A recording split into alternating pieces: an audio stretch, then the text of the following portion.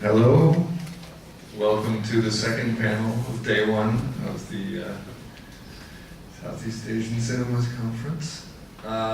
This is the Practitioners Panel, Local and Transnational Film Production. I'm Dag Yngvesson from the University of Minnesota, and I will briefly introduce the three presenters. We have Valerie, her experimental videos, installations, and documentary films since 1986 have won dozens of awards, grants, and commissions, and have exhibited at venues including the J. Paul Getty Museum and the Museum of Modern Art, New Museum in New York City, and at film festivals, museums, and galleries worldwide.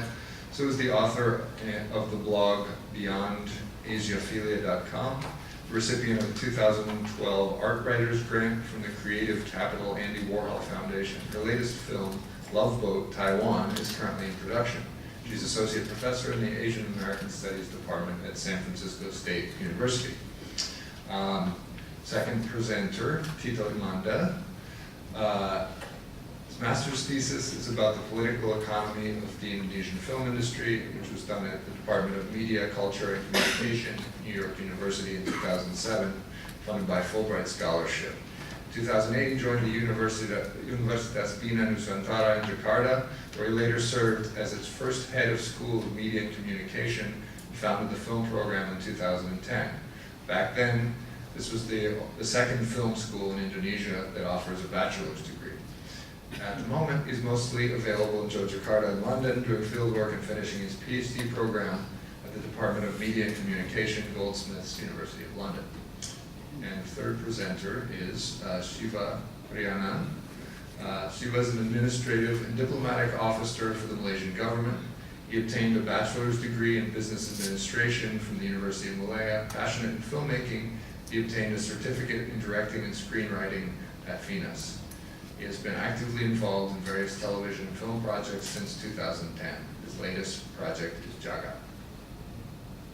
So, without further ado, please welcome Valerie.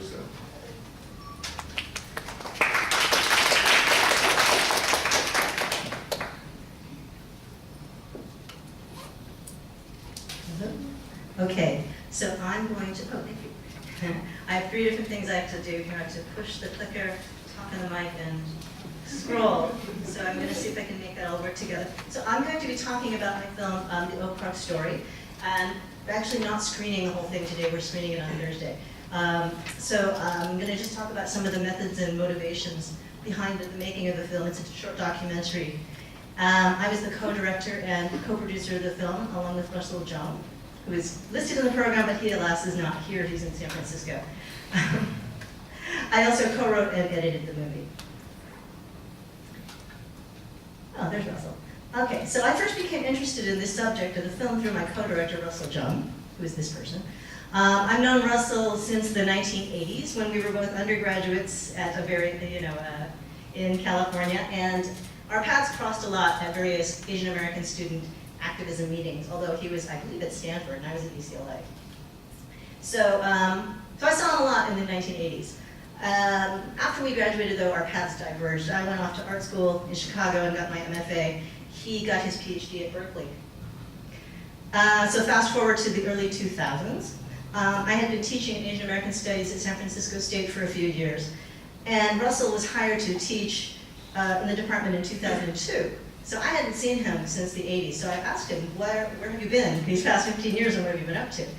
And so he told me the story, in part, about his organizing efforts at the Oak Park Apartments, which the film is about.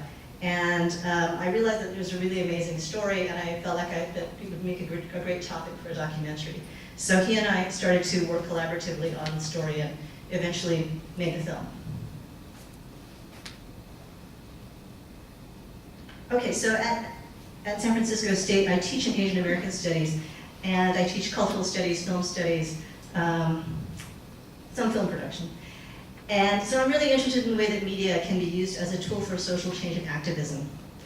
Since I started teaching there in the mid-90s, the number of Southeast Asian students in general, and Cambodian students in particular, has really increased. So what I really wanted to do was, I realized that the Cambodian American community had become much larger in those years. And so I really kind of wanted to be a conduit for some of the stories for the Cambodian Americans that I was starting to get to know. And so the Oak Park story is in part about the Cambodian Americans who lived in that apartment building.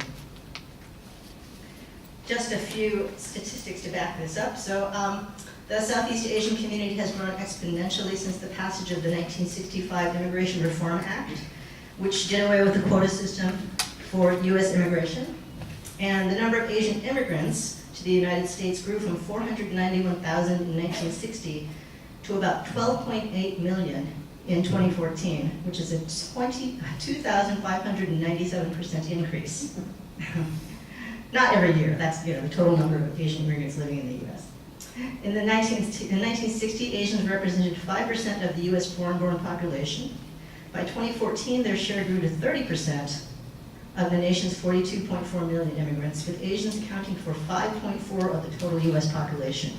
And before 1970, the total number of Asians living in the US was about 0.05%. So that's again a giant increase. In 2014, Southeast Asians accounted for the largest share of total Asian immigrant population. And of course, the number of Cambodian refugees to the US following the fall of the Khmer Rouge in 1979 has increased drastically. And you can see this chart here in 1980, which is the first year recorded. Only about 20,000 Cambodians immigrated to the US. In 1990, that number was 119,000, and in 2000, the number was 137,000. The 2010 US Census counted 276,667 persons of Cambodian descent in the US, which is up from about 200,000 10 years before. So a lot of Cambodians. So because of the trauma of the Khmer Rouge, fleeing their native country and resettling in the US and facing racism and other discrimination, Cambodian Americans have faced many struggles upon arriving in the US. So as you can see here, the 2010 census reported 18.2% of Cambodian families living below the poverty level, which is $22,050 for a family of 4 per year, US dollars. All US families are about 16%, and white families are 11.3%. Okay, that's no more statistics.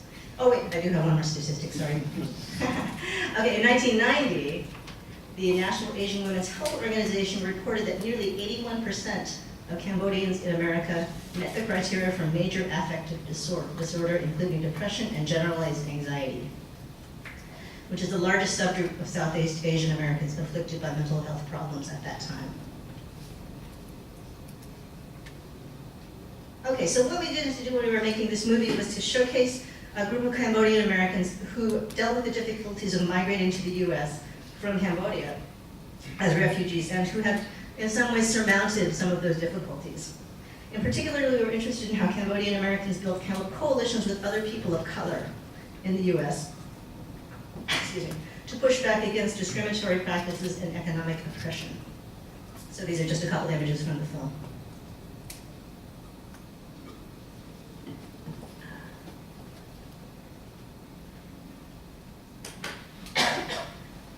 So the Oak Park story film looks at a group of Cambodian Americans living in Oakland, California, who organized to fight back against their exploitative landlord.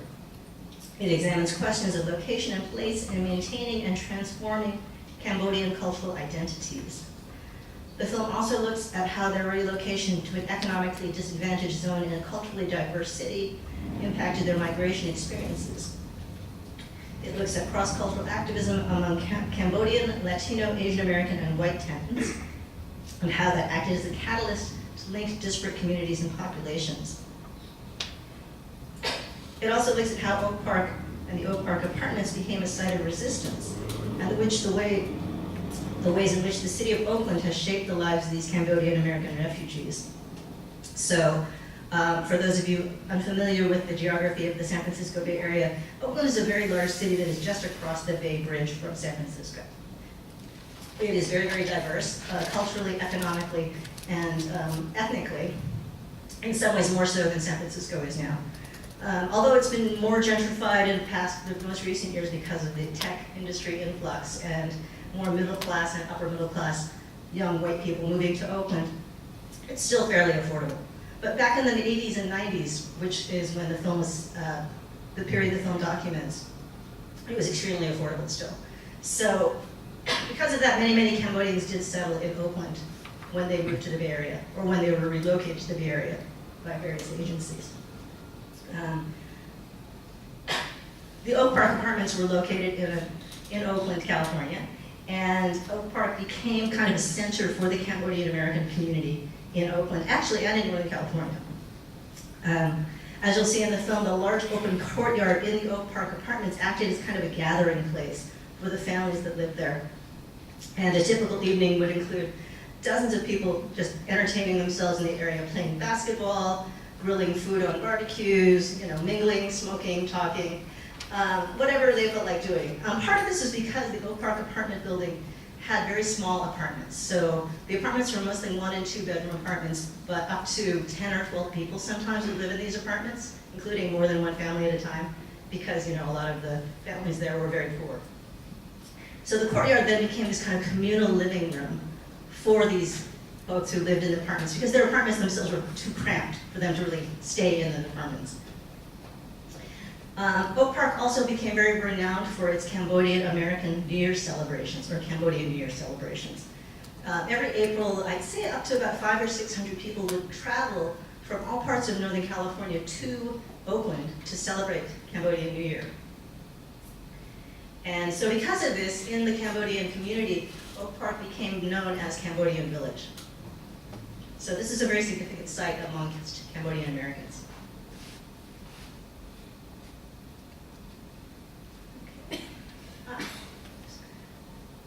So the Oak Park story is the story of 3 different, very disparate communities who worked together in this lawsuit. This is Clotri. She's a Cambodian refugee who came over in the 1980s with her family, fleeing the Khmer Rouge. Felix and Hortensia Jimenez, who were Mexican immigrants who came across the border without documents. And then Dan Schmitz is another person. He is a white middle-class activist who moved into the apartments and lived with descendants also. So these 3 households, as well as the other Oak Park residents, faced many obstacles and problems in the apartments. The children had to watch drug dealing and prostitution in the parking lot of the apartment building. The crime in the neighborhood was endemic. But probably the worst problem was that their landlord neglected the building. So there's a lot of structural problems and unsanitary conditions. Many of the children eventually had to go to the hospital because of asthma problems or other things resulting from the very shoddy physical plant. So because of this, about 44 of the families at Oak Park decided to sue the landlord and banded together despite their cultural and ethnic divisions. Well, not divisions, differences. So when we made the movie, we really wanted to include the voices and perspectives of a lot of different people who lived there. So we interwove several different points of view in the film to make it kind of a whole. So there wasn't just one person telling the story. We have sort of a collective memory of the event amongst the different tenants. So what we're hoping to do is, with those different perspectives, they would coalesce into a greater, or a whole, or a picture, a unified picture. We also used a soundtrack of songs from many written by people who lived in the neighborhood or around the area of Oak Park. And you also hear 3 different languages in the film, Cambodian, Spanish, and English, which again kind of reflects the diversity of the tenants who live there. So we really, again, wanted to show this just very multilingual, multicultural, if I can use that word, atmosphere of milieu at Oak Park.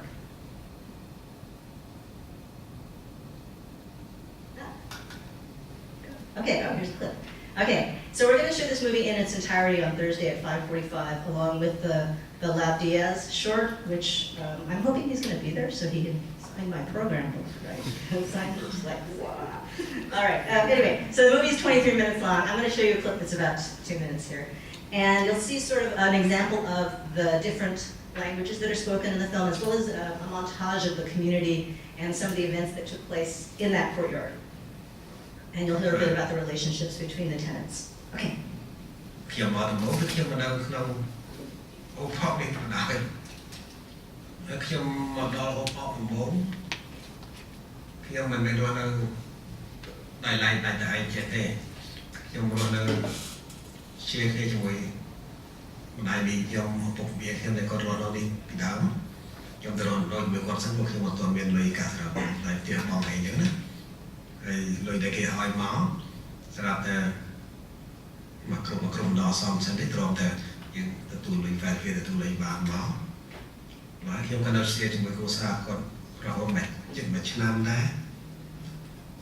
yo lo que hice fue buscar a ver dónde había un apartamento barato.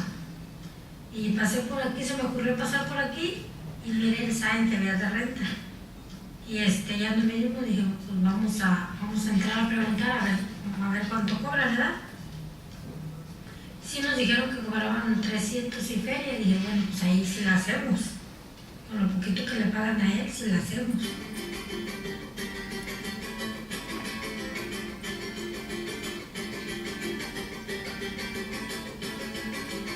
Había dos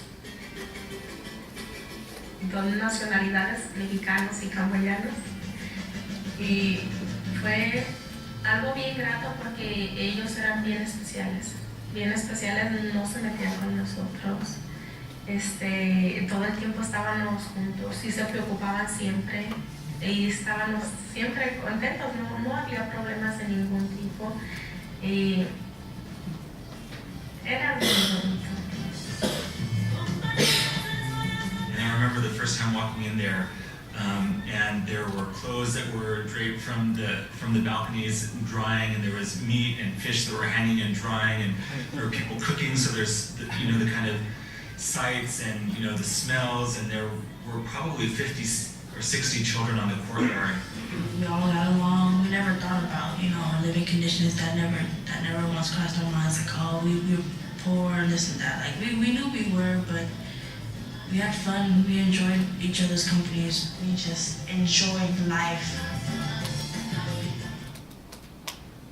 Okay.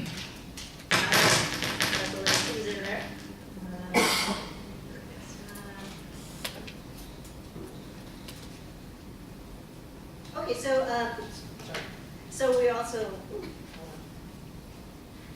also interested in how Cambodian cultural identity may have been affected by the immigrants and refugees living in the United States and at Oak Park. I guess we were sort of thinking about the Stuart Hall idea of being and becoming. How is that affected, or how does that relate to the tenants? We were also really interested in talking about how the tenants were influenced not only by their fellow Cambodians, but also by the Latino, white, and Asian American tenants there too. So we tried to do that again by giving voice to the tenants and literally allowing them to speak. So one of the things that we did because of that is we, as you can see, instead of using dubbing over their voices, right, which some programs or films do when you have different languages, we really made a conscious decision to have the subtitles, right? So, and that's because we really wanted to hear people speak and hear their own dialogue and dialect.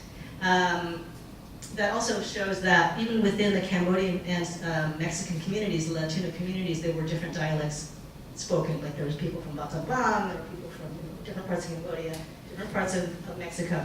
So if you are fluent in any of those languages, you'll recognize that.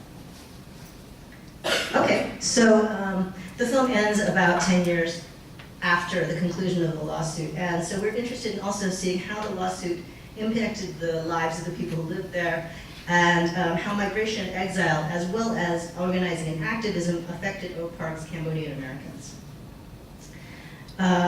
Some of the kids who grew up during this time went on to college, they were positively affected, and then some of the kids who grew up there are in jail. So we really wanted to think a little bit about that as well. I guess the main question is, are things better now that this housing crisis was addressed, or has systemic discrimination and oppression is that still affecting Cambodians living in the United States? So 6 years after finishing the film and 16 years after the settlement, have things improved for Cambodians in America or not? Okay, so if you're able to see the film on Thursday, you can see the entire thing and get Lav Diaz's signature. So, okay, questions?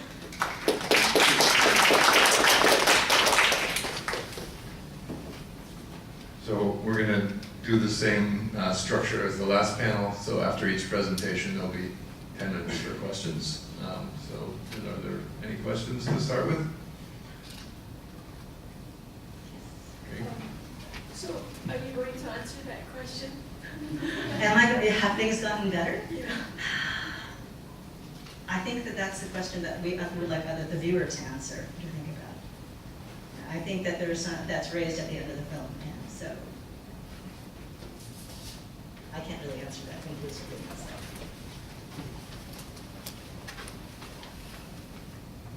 I was wondering if you could say a little bit more about the because I think you did and the clip you showed a nice kind of pastiche of the different cultures and the different tenants and how they got along.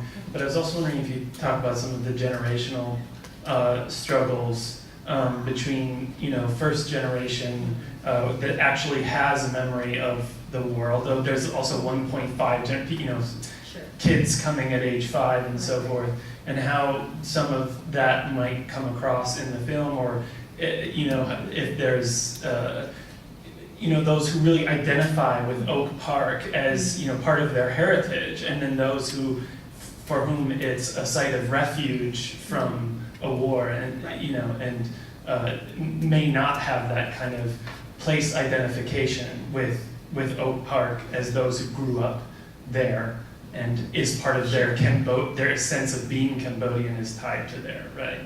Yeah, there's an interesting moment in the movie where the elder woman, Claude Reed, she's the grandma, talks about she didn't want at first to sue the landlord because she was really worried about the landlord. She was really concerned about his well-being and how he would make a living and so forth if everybody sued him. Whereas the younger people were just like, who cares? And I wonder if that's some cultural thing about, I don't know. I don't want to make any assumptions about, Cambodian culture, but that was an interesting point. But she then later also says, but then everybody else was joining in. So I joined in. So, you can make some conclusions there, I guess, about some of her cultural values or beliefs, and I'm not sure what those are because I'm not a sociologist, but it seems to me there was something going on, Yeah, and then there's another moment too where another grandmother is in a meeting and she stands up and she starts to have a tirade against the landlord. And at that point, the narrator says, or the person who's speaking says, at that point, other Cambodians, Americans really decided that they would join in. The other Cambodian tenants decided to join in because the grandma said, yes, we're going to do this. So, again, I'm not going to make too many assumptions, but it's there if you want to. I'm not sure it's really addressing the younger people question, though. So, I'll have to think about it. I have a question, since it's a practitioners panel.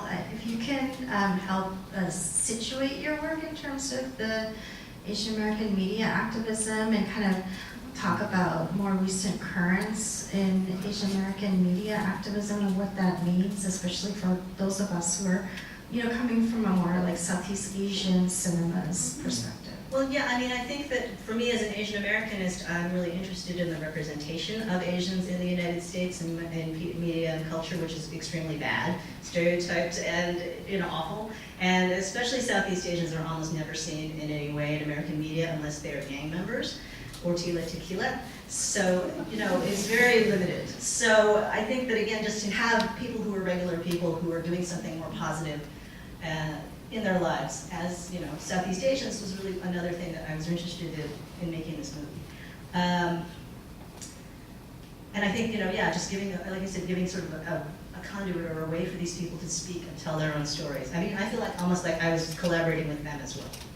And to me that, again, is important because I really think it's important for people to speak for themselves and to self-articulate. Especially cultural minorities in the U.S. who are often not given any opportunity to speak or tell their stories. It's always sort of the hegemonic perspective that is told, and then people of color are on the sidelines, if at all. Some of the, I got to watch the documentary because it's actually also on YouTube, I think. So I guess I also wanted to know whether you've kept in touch with the people because they moved away, and what it does to their sense of community in terms of that multicultural experience that they had where they learn from each other and become a bit more cosmopolitan and open in that sense. Yeah, I think in the film we talk a little bit about that idea of how that community is no longer existing, even though they've rebuilt the apartments, and they're very nice apartments, and they're much bigger apartments, and everybody has their own bedroom, that's really undercut that sense of community, because now people don't have to go outside, they can stay in and do, look at their phones or whatever.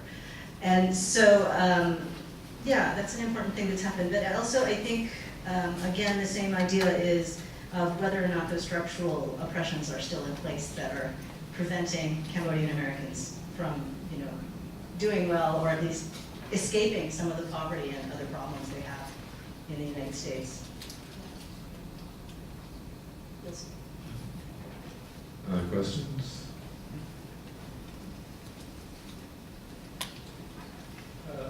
What about the context for gentrification in this part of Oakland, given what's been happening? And I'm wondering whether that's had an impact on the relationship that you've had with the people who live in that complex. It's not clear whether or not that was the source of it, but given what's been happening in the Bay Area around these issues, just like in Los Angeles, among other big cities, including KL, how does that figure into the story? Yeah, I think back in the 80s and 90s it was less prevalent then, but now it's certainly a big problem.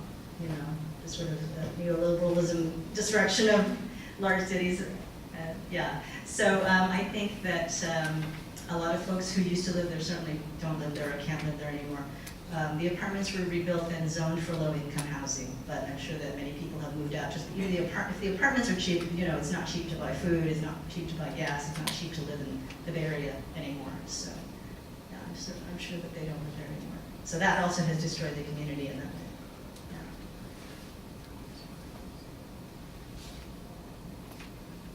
Further questions?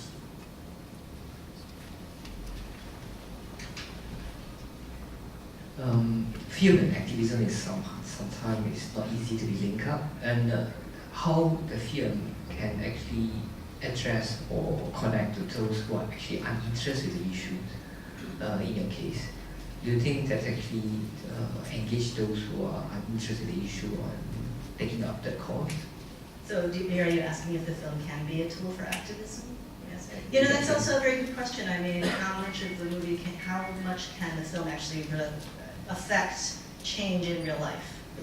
And in some ways it can, just because it exposes, a success story. But in some ways it doesn't. Of course, it's not as effective as direct action in some ways. However, we do live in a very mediated culture now. So maybe if you watch it on YouTube, or you come across it in some way, besides, that might give you more inspiration, just randomly seeing something like this. So, yeah, I think that's a good question. I think ideally we would like to have people watch this and feel like they can go out and make change in some way.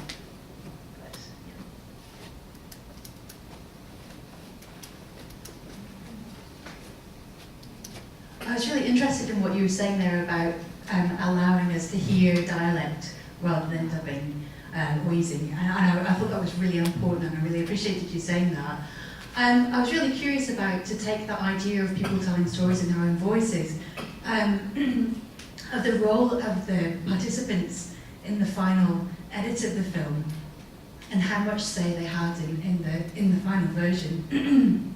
But also, did anybody go on to make films themselves that were in the film, any of the younger people? that's a good question. Actually, okay, see, now I've been exposed as not really being a collaborator, because of course I did have final cut, or final say in it. Some of the people helped out a little bit. The young woman, Vecina, who's speaking, about how wonderful the place was, even though they were poor. She assisted us in some of the translations, so, and then some of her peers. Actually, most of the translation was done by younger people, especially the Khmer language. So I'm not sure how much that helped. Like this person here, Pasal, nobody could understand his dialect. It was very interesting. A lot of people had a lot of trouble with it. I'm not sure what his accent was, but he had to go through several translators. Does anybody know what his dialect is, or where he's from? Can you tell by listening to these Khmer speakers? Okay. So there was a group of teens who have gone on to make films who were not in this film, but who lived at Oak Park. And they, interestingly enough, they made a film that was all about the aftermath of the lawsuit, right, in this big struggle where the adults felt like they had really done well and won the lawsuit and, you know, gotten the new apartments and so forth. But the kids felt like they had been, in some ways, it was the same for them. The police were still harassing them, you know, they were still looked upon as criminals in their own neighborhood. So they made their own film about that, which I thought was kind of interesting. And sometimes we show it with this one, because our film, it's not exactly a rosy picture, but it's rosier than theirs, whereas their experiences on the street is much bleaker. So they do show that in some ways those, you know, those systemic problems are really still there, yeah, which I think is great. Yeah, we're out of time, apparently. Come to the screening and I can answer more questions. Yes. Thanks again, Valerie. Next up, we have Tito Imanda from the University of London. Title of his presentation, Building a Film Industry in Yogyakarta.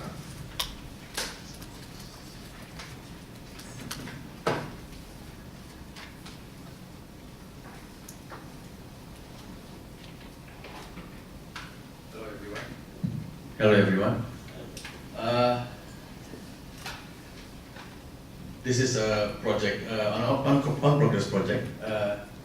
I lived in Jogja since mid-2014, and the study was triggered by another study sponsored by the local government of Jogja, that publishing a book with conclusion that Jogja film is still in the beginning stage.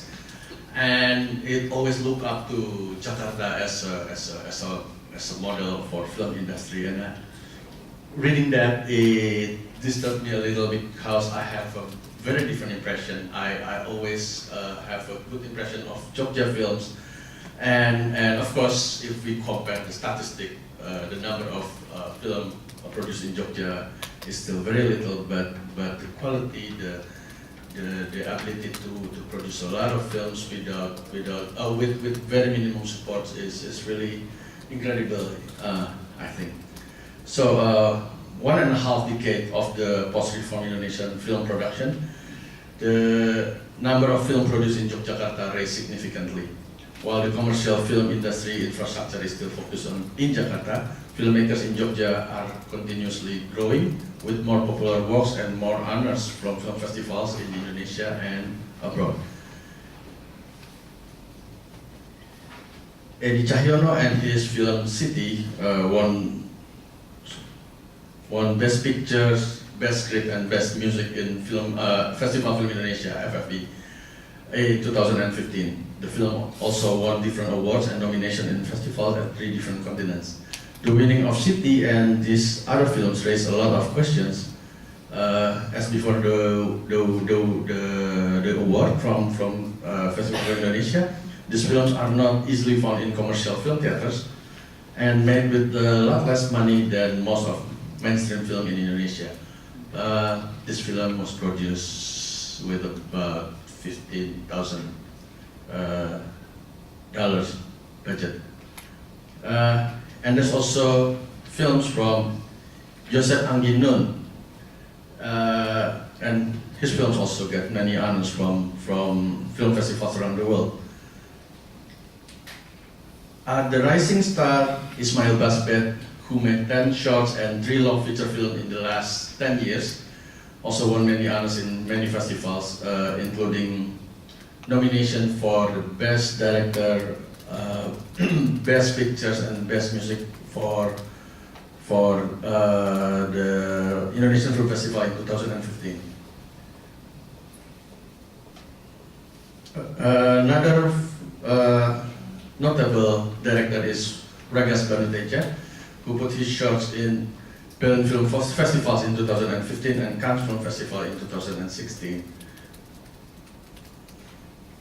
And there are other films also from the filmmakers in Yogyakarta, Iva Isvansya, Heni Matalala, Salahuddin Siregar in documentary, Iva Isvansya, Hanung Bramantyo, Gary Nugroho, and Tony Trimasanto, if we want to consider the more established filmmakers who go back to Jogja and keep making films in Yogyakarta.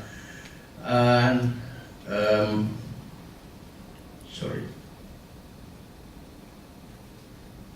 this is Gary Nugroho, Hanung Bramantyo, and Iva Isvansya. Of course, this is very confusing. I'm sorry about this. Yeah, don't worry.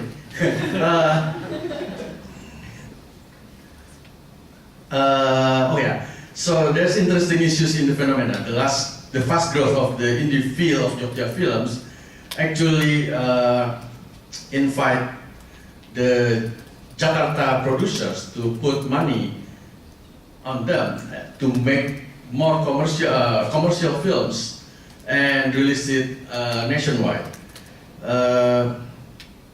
The flow of capital from Jakarta film industry with the emergence of film funding from the local government struggle and debates and also create a struggle and debates about the directions that the filmmakers must decide for the future filmmaking in Jogja.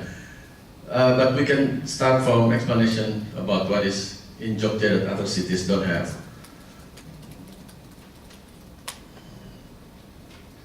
There are some questions.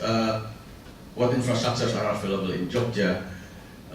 There are film and broadcast schools. Funny because the book that published by the local government said that Jogja doesn't have film school.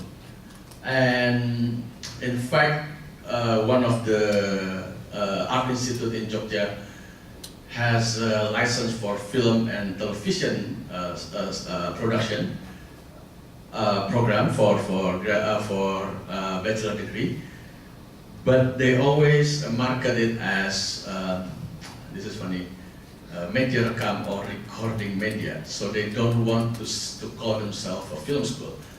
They prefer to focus on the television side, and but we are going there later. There are also film festivals. There are also different events that, with the films and broadcast schools, always create and produce more people, and these people make business and make film communities that become the seeds for this now what we have now in Jogja. And there are also what happened with Jogja traditions and creative culture. And other thing is what are so special about social relations among Jogja artists in general and among these filmmakers. And then I also want to explore what filmmakers think about the future of film industry in Yogyakarta and the role of the government, the local government. The last is exploring the effect of these filmmakers and their works. What happens when indie filmmakers must make industrial films?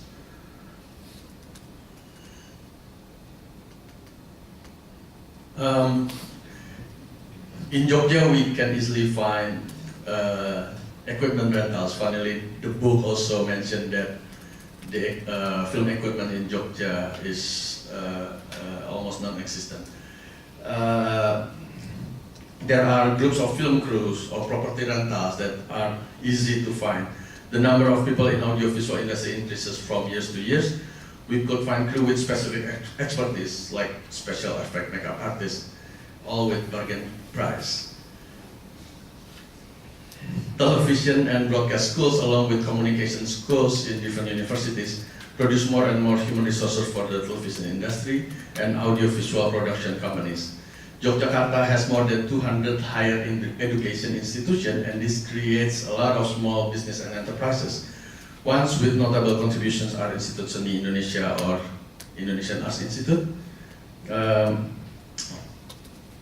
in Yogyakarta, because there's also the same institution in Solo, Universitas Gadjah Mada and its Department of Communication, Universitas Muhammadiyah Yogyakarta and its also Department of Communication, Sekolah Tinggi Multimedia Yogyakarta or Jogja Multimedia Institute, managed by TVRI, the government-owned television station.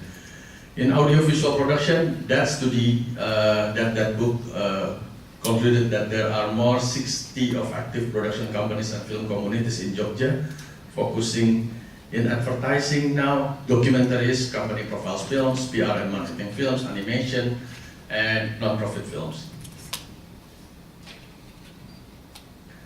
With one of the biggest last Japanese kingdom and with its special status from the central government, Jogja is known as a special area, special province, because the king of Jogja Palace is always automatically become the governor of the province. Jogja is a center of a Japanese culture. Like other cities in Java, Jogja has plenty of characteristic products, local food, unique pedicabs, traditional products such as batik, wayang, mas, dagger, silver, ceramic crafts, stone arts, local dress, that unique from other places. Archaeological artifacts and arts infrastructure such as museum and art galleries, heirlooms, high arts are easy to find in daily life. Local way of life is still practiced in coffee stalls, sideways, and kampung. Religious and traditional ceremonies held by the palace are common, and eventually these all are part of big tourism industry. Tourism infrastructure such as international airports, hotels, global taste restaurants, travel agents and skilled tourist guides are shaping Jogja also as metropolis and global town. More and more international events happen. Jogja attracts tourists, cultural and arts enthusiasts, academics from abroad, and this gives global influence to the already traditional and creative local artists and filmmakers. This also shaped different international film festivals in Jogja, and this film festival attract plenty of students to be volunteers, and these volunteers would learn and build their film taste from these screenings. Practically all of Jogja filmmakers have experiences in being festival volunteers. The festival also has this awareness of creating more film and media producers and literate generations from these events. Festival Films Documenter started from 2002, this one, and continuously become one of the oldest documentary film festival in Indonesia. And JAV, pioneered by Gary Nugroho, started from 2005 and nurtured different filmmakers presented here in this presentation. Let's talk about the social structure of the filmmakers in the presentation. So,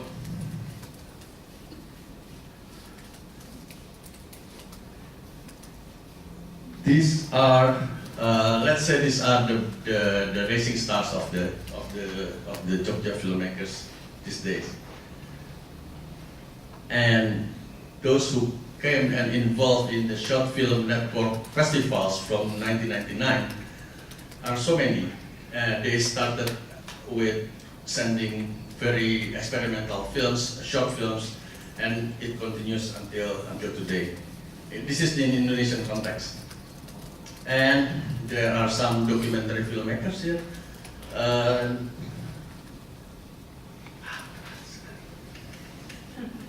And this is the committee and board of the Festival Film Documenter.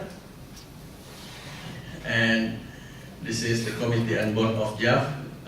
The ones that I put in red are actually a father-in-law and son-in-law. So.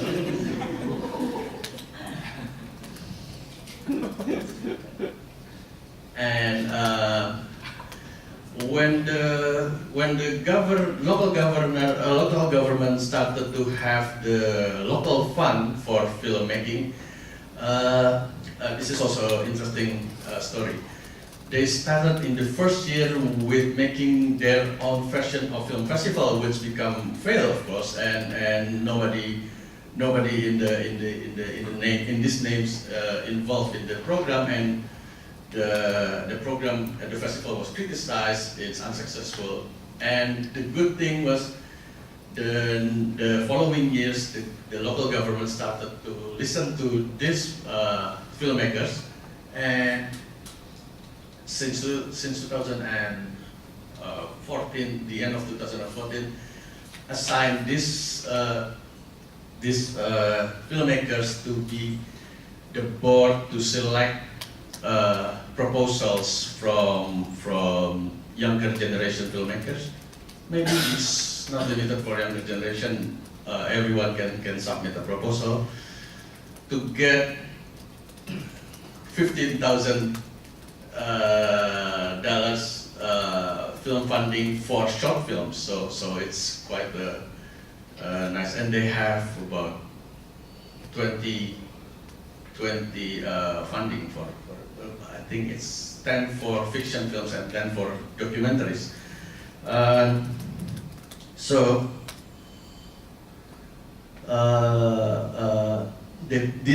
This group becomes very exclusive.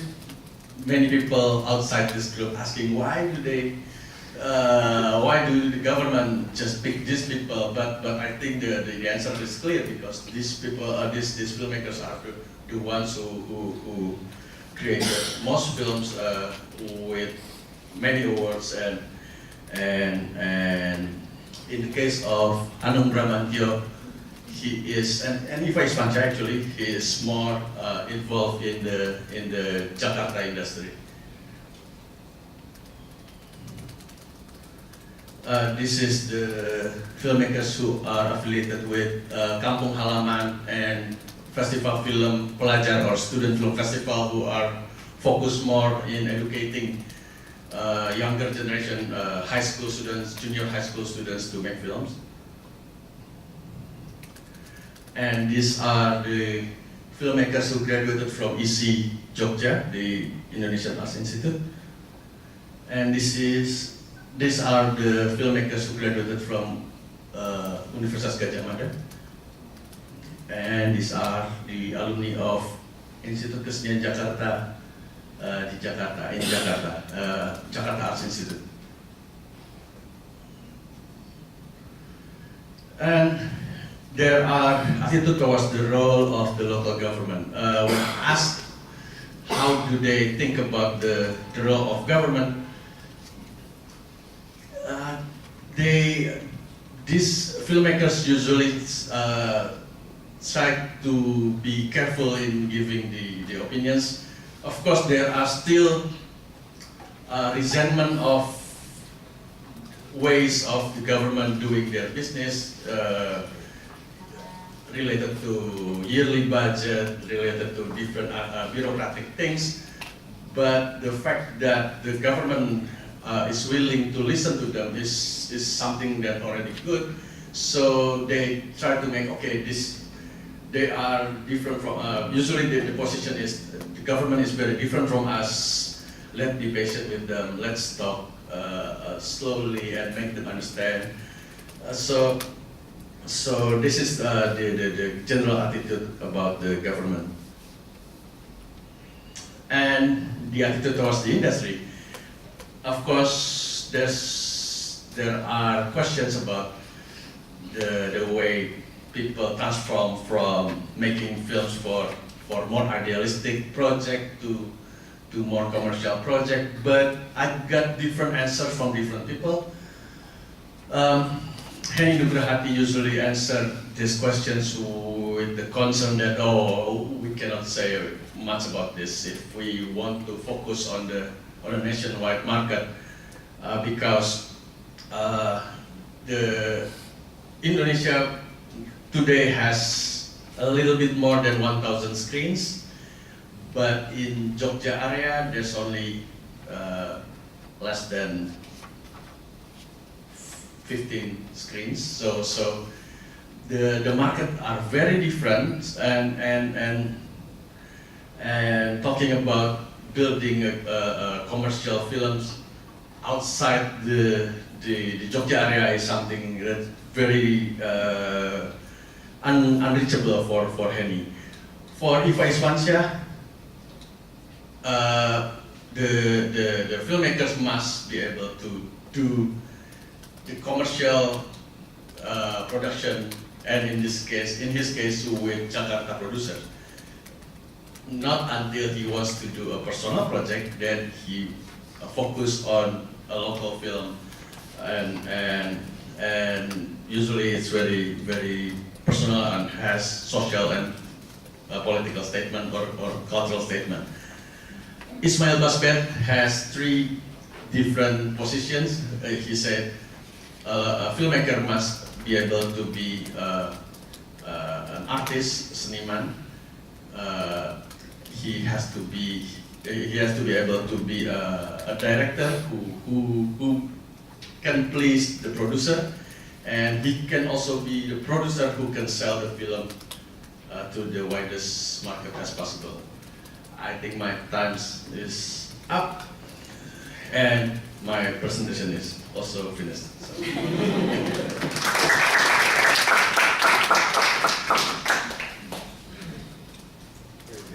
So we have 10 minutes for questions.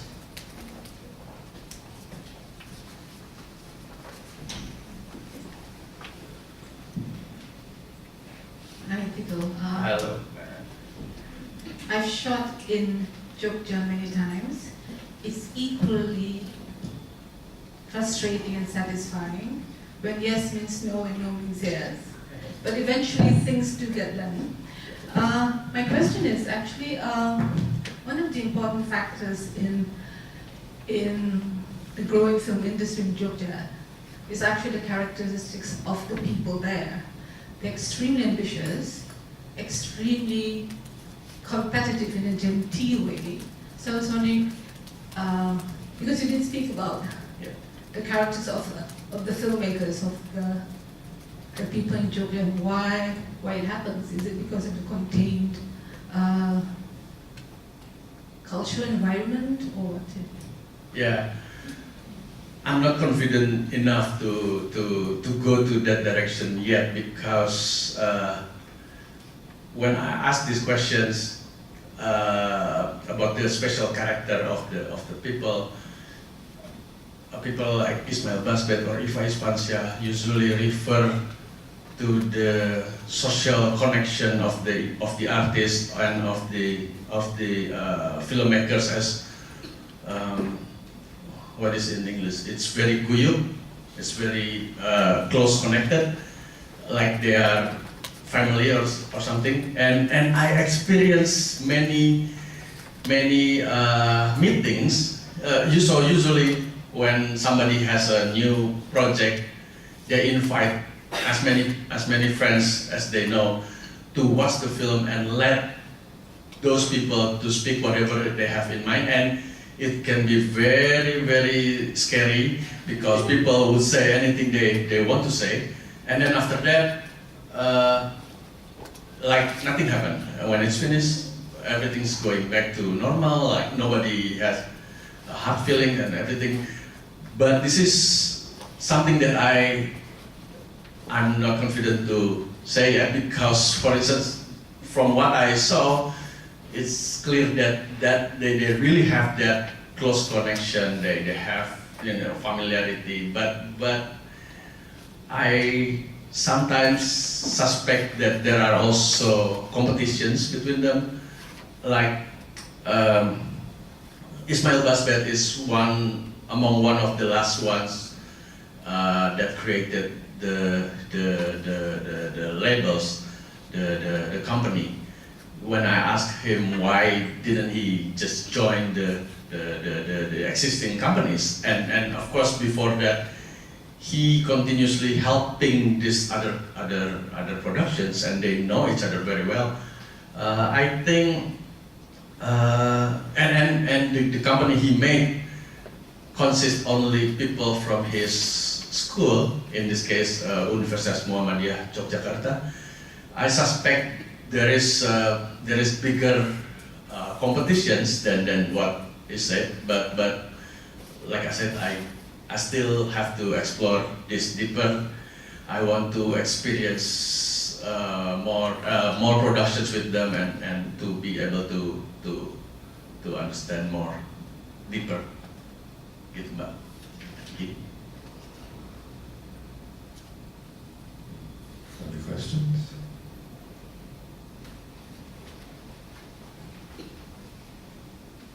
Hello, thank you for a really interesting talk. I don't know that much about Indonesian film, so it's really interesting to get that overview. Can you talk a little bit about women filmmakers in Indonesia? I wasn't sure, but it seemed that a lot of people you were talking about were men. There are in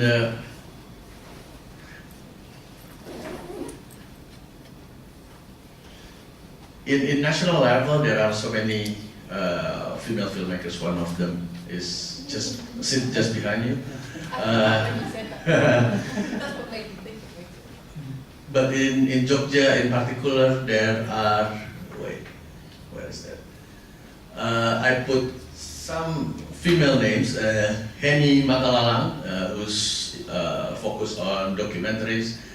Her work is Denok and Gareng, is very successful documentary in many of international film festivals. Dian Herdiani is more of a producer who worked with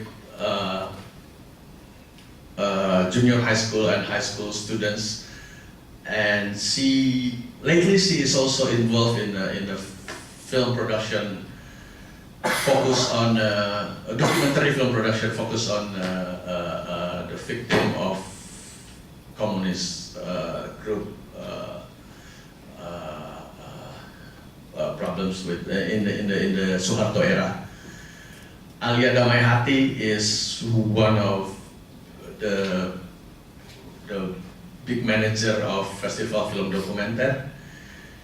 Ima Puspitasari is also a documentary filmmaker. Yes, I just realized that all of the women here are more into documentary, and this fiction filmmakers are very well, all of them are male, but I don't know whether they have, something, because in the group of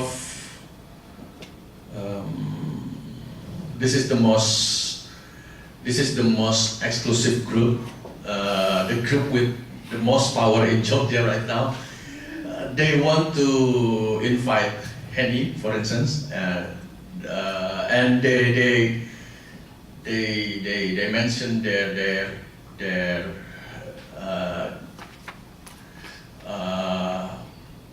praise to her films, and Hanung Bramantyo, one of the biggest name in the group, asked her personally to do. Maybe it's not Hanung who asked her. Maybe Henny asked him in the first place that she wants to make a documentary focus on Hanung Bramantyo, and that's what happened. Henny asked him to make a documentary, and Hanung asked her to do the behind the scene for his latest film. That's what happened. So the mutual praise happened a lot in the group.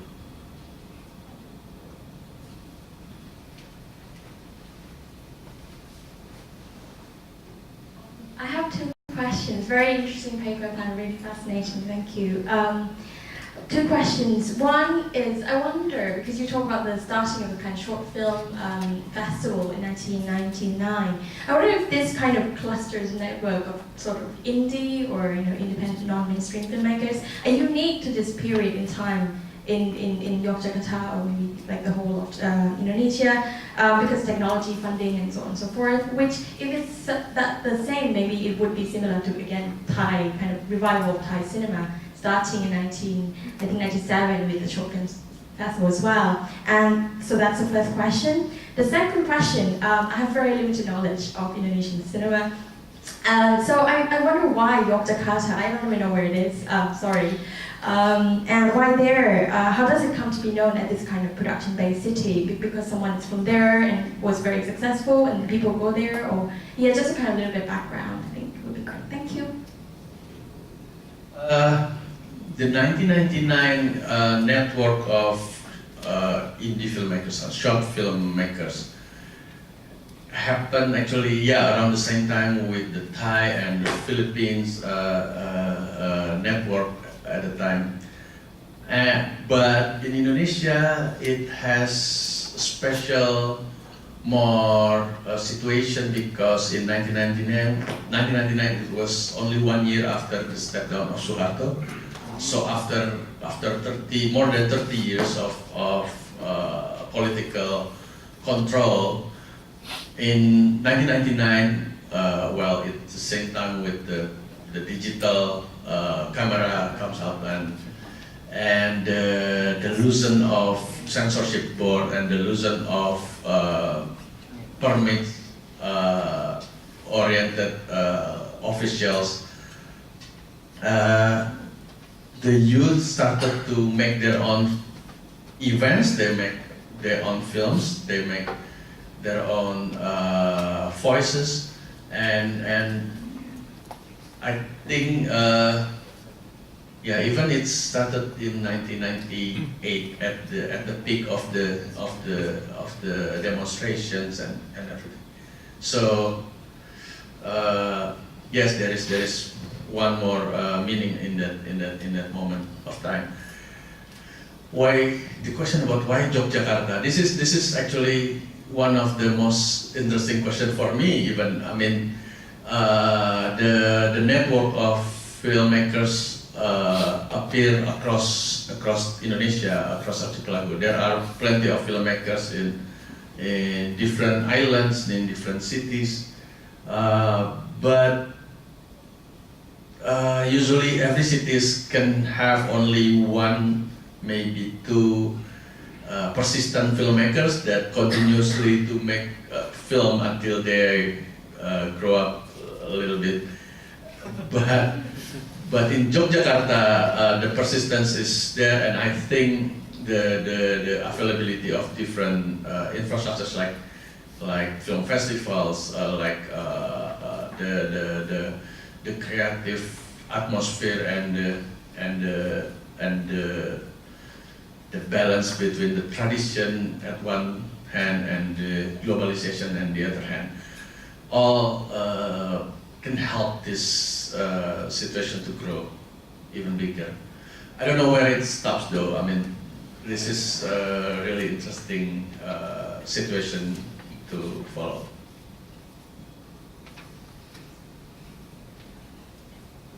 Hi, I'm Chika from Minikino. Just would like to add two very short one in addition for the lady's question. During 99 period Indonesian short film, there's a misconception of the term independent films in Indonesia during that period. Independent films, Indonesian filmmaker probably by that time already made hundreds if not thousands of independent films. They don't term it correctly, not short films, so that's why it doesn't come out. In 2002, Minikino is the first organization in Indonesia that committed and publicly shared and call itself focusing on short films. That is, the aiming is to also to fix that term. And the interesting part, if you're into Southeast Asia short films, are the network called S Express. It's Short Express, founded by Yuni Hadi, Shalida, and Amir Muhammad from Malaysia, which Minikino joined in 2003. It's a very interesting exchange of short film programs annually, so that might help a bit. Thank you. Yeah, I don't have any more comments. In that case, thanks again, Tito, for the interesting presentation. And now we have Siva Perianan, Siva Perianan with Jagat the movie.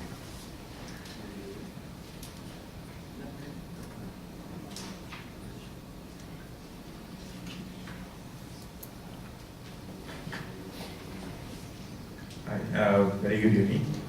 I'm Siva Perianan, executive producer of Jagat. I'm here representing Team Jagat, and director Sanjay Kumar Perumal, who made this film, is not available here today because he's attending Kota Kinabalu International Festival at Sabah, and Jagat was the opening film at the Kota Kinabalu Festival. And earlier, middle of last month, Jagat was screened as an international premiere in New York Asian Film Festival. Okay. With that, I would like to know the audience here, how many of you have seen Jagat before? Oh, quite a number of people here. That's good. Okay. For those who haven't watched Jagat, so probably I can play a trailer of Jagat to give a short glimpse what Jagat is about. பரிசளிப்பு விழாவை ஒட்டி இப்பொழுது மாறுவேட போட்டி தொடங்க உள்ளது. அப்படியாக வந்தது குணம் தகப்பனார் பெயர் ரவீந்திரன். நாட்டின் சுதந்திர சந்திப்பு ராமனாக வந்தது தகப்பனார் பெயர் திருவள்ளுவராக வந்தது.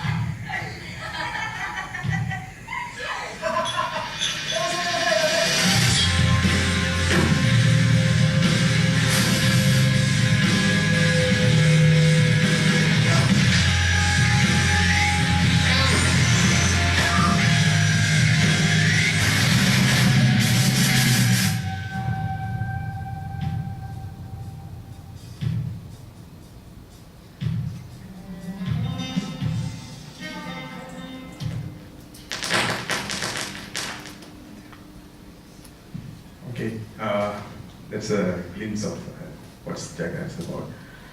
Okay, the film already screened last year, and then so basically what we intended to do with Jagat, Jagat is actually we can translate it loosely into English as brutal or rage. What we intended to do with Jagat is to tell a story of minority in Malaysia in a global language. I do refer global language, film language as a global language because anybody around the world can understand a movie even without knowing the language itself with the subtitle and etc. So this movie is particularly set in early 1990s. Basically, it's around it's a coming age of story of a 12-year-old boy who is bright but mischievous, and his relationship with his father and his two uncles. Okay, so the main characters of the movies are Apoy, as we can see here, and then the father Maniam, and then there is first uncle Bala and the second uncle Durai. Okay, so when we get the invitation from Dr. Gay to present about Jagat, we was thinking, like myself and Sanjay was thinking, okay, we are a filmmaker, we are not very much into the theory part of the filmmaking. And then when I look at the theme of the conference this year, the time, space, and visual, and then we just like try to analyze, because we already made the film, and then we try to analyze how do this film fall into these things? And when we do analyze, it's pretty much falls nicely into this. And that's what. Okay, so we go to the first this time, and there is a question, and even after the movie release, we encountered this question from a lot of people. Why we set the Jagat in 1990s? Why not 80s? Why not 70s? Or why not contemporary? Because this is end of the day a movie about family. So there is a specific reason why time plays an important role in Jagat. Okay, we can see a little bit of statistic that right hand side of the slide. Okay, we can see the population of Indians in Malaysia is about 88%, which is in minority group in Malaysia. But according to Sinchu Daily on 27 August 2013, okay, which quotes DCP Dato' Hadi Abdullah's statement, who is the director of Federal Criminal Investigation Department of Bukit Aman, Malaysia. Okay, Indians account for 70% of underground societies, which was very shocking revelation at that time. And then, yeah, we are thinking, what is the problem with the minority group contributing to the major percentage of the criminal activities, criminal rate in Malaysia?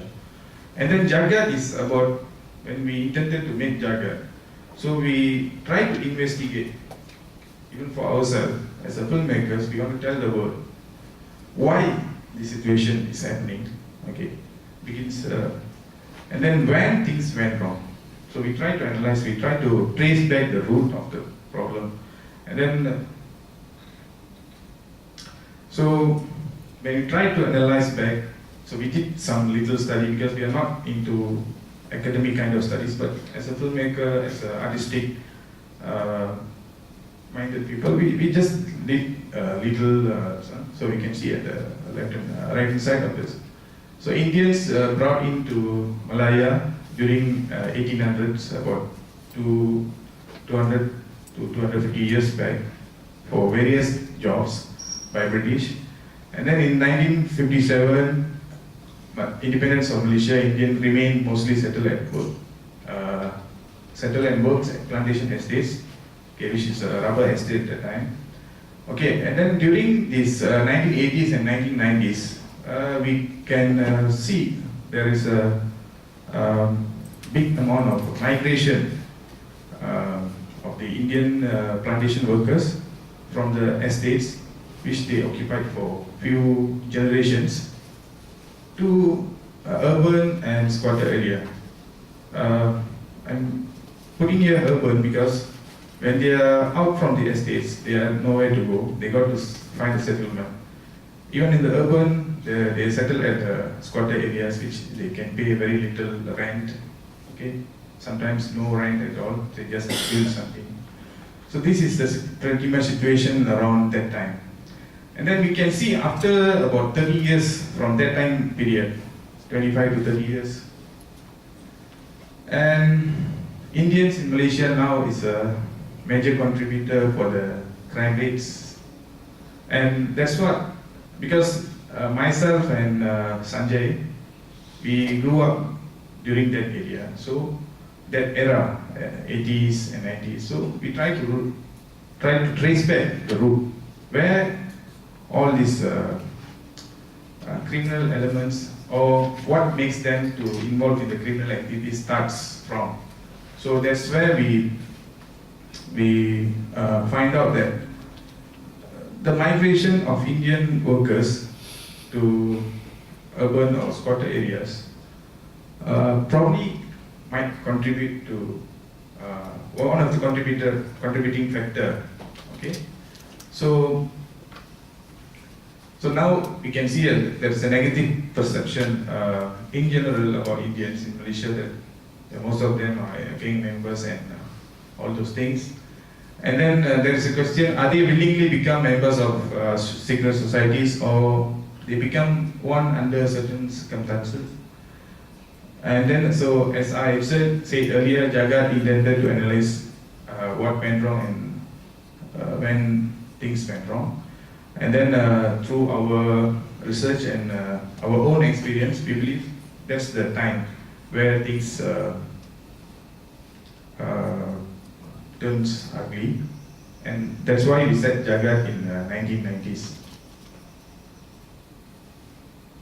Okay, another thing is about the space.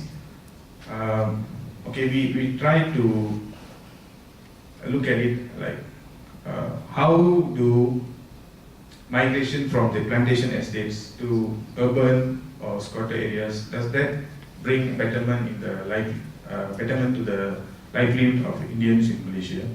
Okay, that's two different, totally different space compared to the plantation estates and the squatter areas.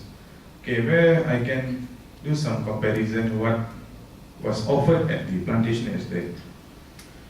Okay, normally the plantation estates by British have well-planned, decent accommodation, utilities provided. There will be a school, temple, recreational space, everything is provided for our years. They are trained to be like that. Even they work for low wages, but they don't have to pay for the accommodation. They don't have to pay for the utilities. And then the schools are nearby, temple and everything. And then there is a structure of social safety net, which is naturally built over decades in a state, which minimizes the chance of wrongdoing among youngsters. Because basically when people stay in a estate, I mean a plantation estate, each and everybody knows about, I mean there will be about 300 to 500 families in a plantation estate, and everybody knows everyone.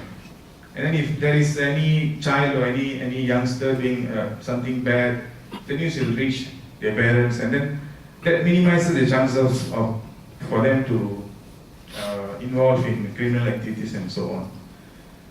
So as I said, even though the low wages, they live with peace of mind, okay? And then little chances for interaction with organized secret society, because normally the estates are located far from the town area or urban area. So that minimizes the interaction with the... When they move out from the plantation estate, okay, what happened was, we are not telling that, okay, Indians should have remained at estate forever. That's not the reason. But the thing is, the transition doesn't happen in a proper way. There is no proper planning from the community leaders, and even to a certain extent, even from the government. I don't know whether the government has a plan about it. So they just, because rubber estate was mostly estates are planted rubber for a few hundred years, and then in the middle of after the independence, we can see a different crop, which is palm oil, oil palm being planted, and then and these Indian workers are not very much skilled in oil palm plantation. So even the estate owners, they don't have choice. So they got to go with people, they got to import foreign workers, and they are not in favor with Indian workers. So they got to relocate them. But there is no proper planning, and they end up in with no alternative job skills and those kind of things. Okay. So when they move out of this, so they don't have like enough savings to buy home, buy a house, and without a proper job, they can't get a bank loan to secure a bank loan to buy a house or anything. And then without proper skills, they can't even get a better job other than whatever they are doing for how many generations before. So all those things contribute, And then the younger generation, when they moved out from this a closed place, they are vulnerable to the organized secret society, okay, which is always waiting to recruit people. That's what happened. And then a low wages job with struggle to make ends meet, leave many family leaders, especially fathers, always under stress and worry. So many resort to become alcoholic and involved in domestic violence. And to a certain extent, this domestic violence happens in the family, affected younger generation, it naturally contributes to why some Indians seem like very aggressive, and those kind of psychological things also it contributes to those kind of things. Okay, this is a character in the movie. Jagat Maniam is the father of the lead character, Apoy. So he was in estate for a long time, and then when he moved out, he got no proper skill to work. So he ended up working in a charcoal factory. And he becomes a sour and constantly tense person who imposes high expectation of formal academic achievement on his son Apoy. And Apoy is not excellent at his formal education, but he is very creative and artistic. But that value of creativity and artistic is not valued properly by them, because he said education is the only way out. Okay, when we look at visceral, how does some of the main characters react under given circumstances? I can see about 4 characters here. Okay, Mexico on the right hand side. Okay, he's one of the main lead. He decided to challenge a local gangster, which becomes a turning point in life. He doesn't he doesn't think much about challenging a local gangster. What can it leads to him? Eventually, he himself becomes an active member of secret society. Under given circumstances, he doesn't use his brain or his intellect. He just goes about his feelings.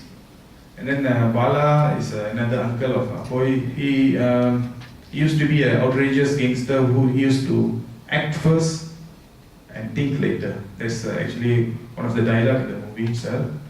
And he eventually becomes a drug addict. And this is Chicago. He is a friend of Mexico. They are very close, okay? Very close friends. But he decided to turn against Mexico when money, power, and other luxuries offered by opposite secret society agents.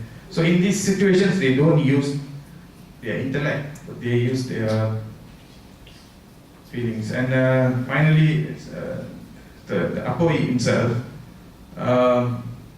fall prey to a recruiting agent of a secret society out of rage towards some unfavorable incidents, and he doesn't think much about the consequences of becoming a member of secret society.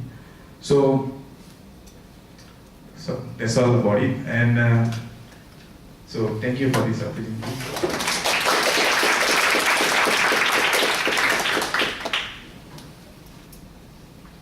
Okay, we have 10 minutes for questions.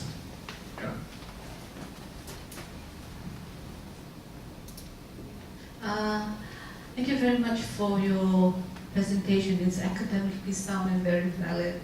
My question is, can you place the film Jagat in context with the Malaysian film industry? Because I don't know much about the Malaysian film scene. Like how many percentage is in the Malay language or Chinese or Tamil or what? Okay, thank you. The Malaysian film industry is quite, you can say it's not big. Recently, starting from 2010, if we look at the statistics, it's about average about 15 films being made every year.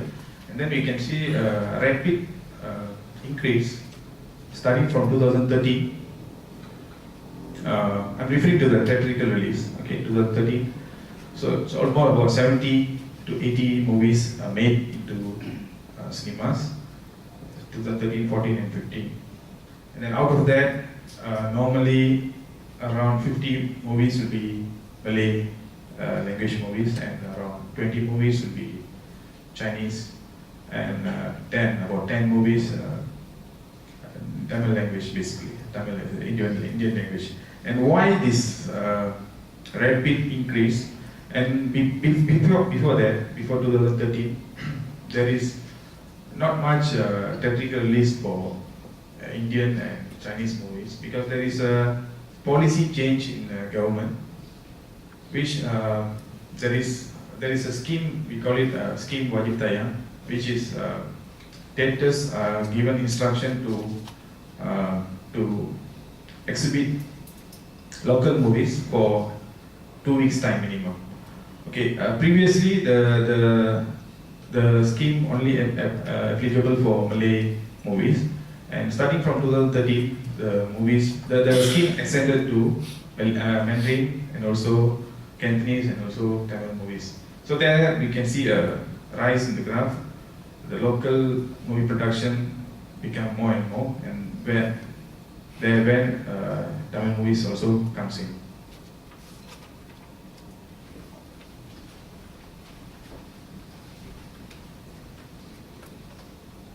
I have two questions. One, just a point of clarification. Your discussion on the migration from the plantation to the urban squatter areas, is that in the movie, or is this an explanation that you provide as a background? And the other question is, how was the film received by the Malaysian public? Was it warmly received? How did it do in the box office? Thank you. Okay, the migration was not filmed. I mean, it's not shown in the movie. So we just set a backdrop of it. In the beginning of the movies, we show the movies happening during 1990s. And the movie starts from there. So it's like, the movie happens in just about a 1 year period, from 1990 to 1991. That's that. We didn't show what happened prior to that.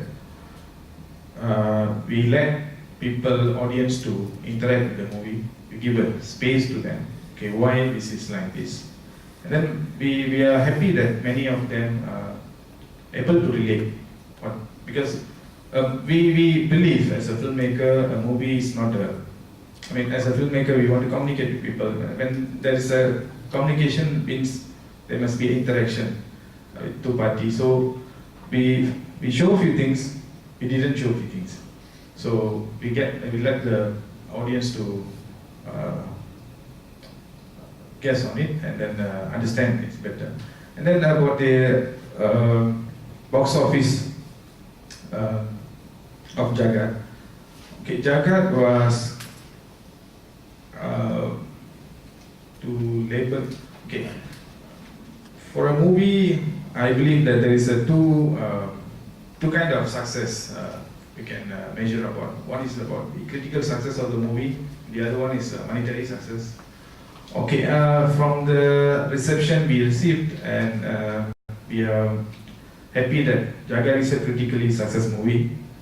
But when we go into the monetary body, we made it with 500,000 Malaysian ringgit, which is about 100 plus USDs. And we able to recoup about 300,000 from the theatrical run. It's not break even yet. Okay, so in terms of that, it's not very successful in terms of monetary, but we still have other avenues to get the money back, which is we can still go for TV, and we are planning on other platforms to sell the movie. But I can add one more thing, even though it's not monetarily very successful, but Jagat remained at cinemas for about 9 weeks, which is 63 days, which is one of the longest run for a local movie in the cinemas.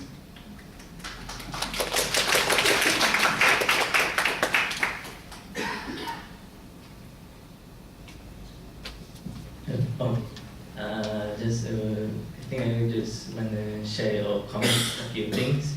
Maybe the movie didn't break even, maybe because of the marketing strategy or distribution strategy.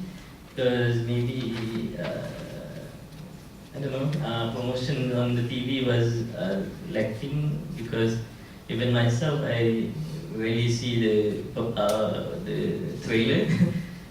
That's one thing. And another thing about the story and the narrative, like you said about the Indian race, why did they turn bad? It's actually, they didn't turn bad. Situations did turn bad. And sadly enough, the Indian race had to be the one that was chosen to face that situations.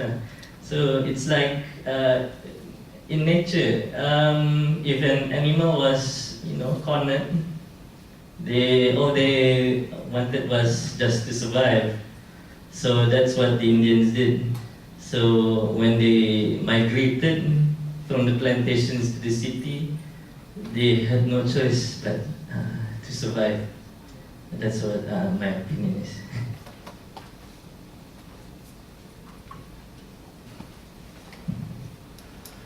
I've often come across, just through offhand comments, maybe online a couple of times, criticisms about how the Chinese characters were portrayed. People view them a bit stereotypical and a bit over the top. Was that, what was the decision behind that? I don't know, maybe it was a director's call, or maybe you had some say in it as a producer. Can you comment on some of the feedback you've gotten on how the Chinese characters were portrayed? Okay, so far we didn't receive, because we did receive very good support from Chinese audience, and we don't receive any kind of bad kind of comment how the characters are portrayed, because I can show you some. I don't have it right now. Just now when I saw, I showed the statistic from the Sinchu Daily. The Sinchu Daily article was reproduced at many of the mainstream medias in the country, including the Sun, Star, and even then they said this secret society started with Chinese, and I think most of Malaysia knows about it, the history, and then slowly it's handed over to Indians. So that's the history part of it, and we don't really receive any bad comment about it. Then, like, I can show you here one of the audience is Chinese, very here. She said, I always thought Indian shows this lifestyle, like what our friend was commenting on this. Never once I thought that the lifestyle chose them. So this is one of the comments. So people pretty much understand what happened during. That's what we intended to do with Jagat. So we want to tell the history in a very subtle manner, without pinpointing anybody. This is not the government's problem. This is not the history is this already happened, and how we can move forward. But of course we got to understand what went wrong, and then who failed this. Of course, we put a criticism on Indian leaders in Malaysia because they don't see what's coming. They don't work enough. They don't work hard enough to see what's coming for Indians in Malaysia. Not like Chinese leaders who are very much dedicated to their community. So we put all the criticism, even about the government itself. There is a subtle criticism of the government policies. but we don't put it in a very blatant way. So we try to make it as much as artistic as possible. I just want to say I really like the film.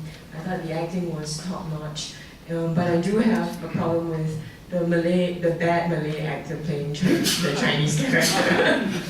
My question, I have two questions. One is for you, actually, one's for Valerie. Because the reason I thought, oh, it's great we're going to have Siva on the panel, because I can see these parallels among the two communities. These are two working class communities. I guess my question for Siva is, do you see at any point that kind of community being able to do something to help themselves, the way the Oak Park people did? And for Valerie, what you got out of Siva's paper. And the other question really has to do with space again. When we talk about going to a squatter community, I know that in terms of location, you guys went all over the place. And the place that you chose was also a place that Sanjay grew up in, or sort of looks a bit like that. And it's not quite the city in that, central city, Chowkit, Budu. It's not quite in the center. It's still a bit on the periphery. Could you say something about why that place? And in that kind of town, what are the options? What are the work options or employment opportunities for Tamils?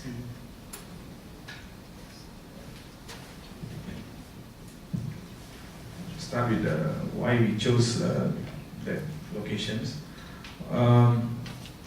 Okay, one is obviously because this Jagat is, to a certain extent, is true story of Sanjay growing up in that kind of area. So it's half true and half. So we try to tell the story with our own experience. So we got to tell what we had seen and not some imaginary kind of locations. So we tried to go back. So we went throughout Malaysia for 13 locations to find how Malaysia looks like in 1990s. And that's one reason for us. And there is another part of the story of Indians who grew up in big cities like in Sanpeng and a lot of areas in KL. There's another darker side of Indians which is not really explored yet, and we are not going into that detail yet. But Jagat has a space to go, because we had an idea 3 chapters of Jagat. So this is actually the second installment. There will be a prequel to this Jagat, and there is a sequel to Jagat. So which is sequel? With sequel we can explore more about what Doctor is asking about.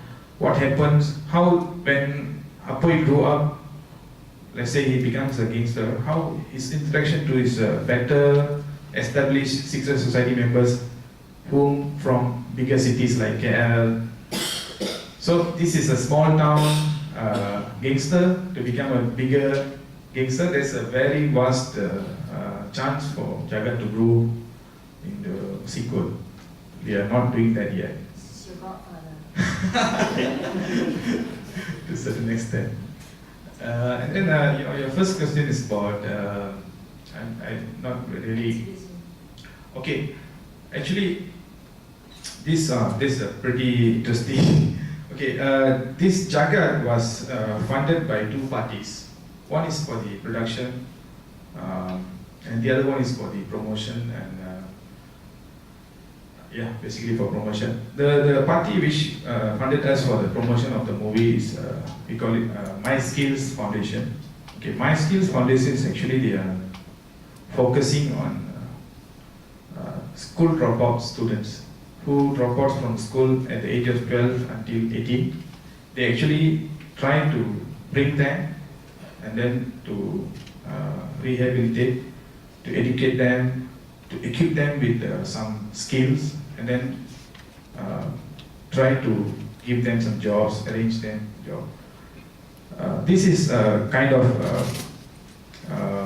activity to reduce the vulnerability or the chances of getting them into the secret societies some more. So MySeals has been doing this for past 5 years, and when we approached them with this story, they said they are more than willing to join with us, and then we have been working with them for past 5 years.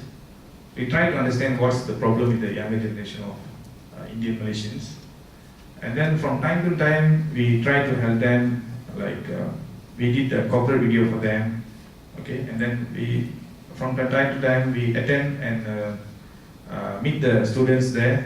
There will be 2 batches of students every year, so we try to instill the appreciation towards art, so that that can improve their physical, psychological well-being. So when they were good at appreciating art, that we believe that art can change a human being. So that's kind of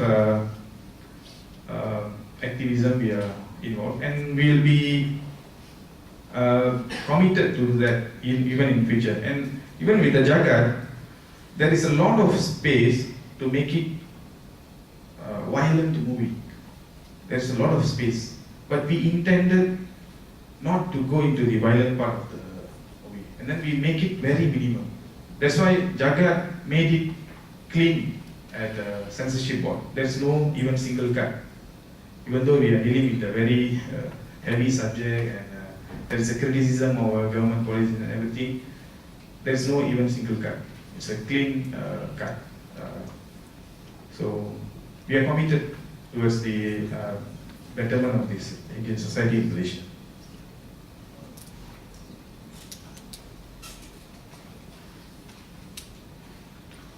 I just think that your movie is really interesting because it's also, like the Oak Park story, it's all about a diaspora community. Yeah, and so I'm hoping I can see it sometime. Yeah. I'm wondering also, I haven't seen it so I can't really comment on it, but I think it's interesting that you kind of tied it into, you know, this other organization that you're working with too. Yeah. So we'll see what happens, yeah, with activism. Does film matter anymore? So that seems to be time. Thank you all very much, and please join me in thanking our 3D panelists.